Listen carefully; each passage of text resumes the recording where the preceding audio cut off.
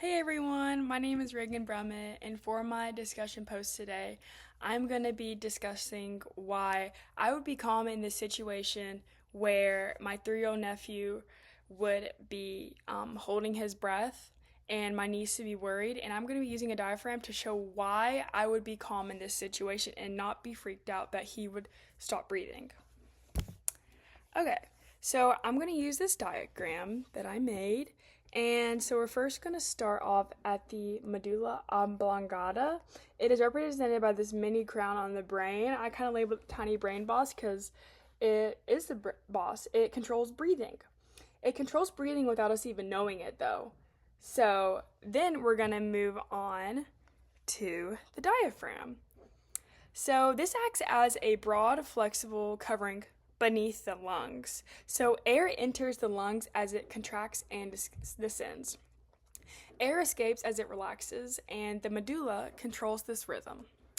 So coming back to the arrow right here, this arrow shows the neural messages the medulla sends continuously to the diaphragm, telling it to contract and relax. And the CO2 bubble is what happens when holding your breath backfires. So these CO2 levels indicate increased blood carbon dioxide levels, and this is when CO2 builds.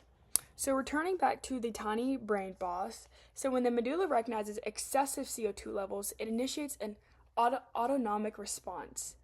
It basically communicates and says, "We are breathing now," overriding the person's effort to stop breathing. And now, going down to the end, breathing.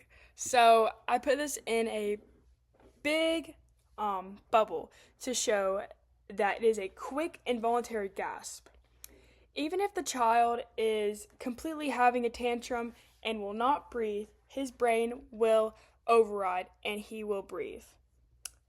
And if you push it too far and passes out, the respiratory centers will take over and restart regular breathing without him knowing it.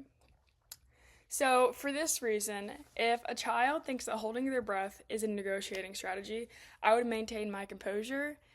And yeah, that is what I do for the situation. And thank you. Have a great day.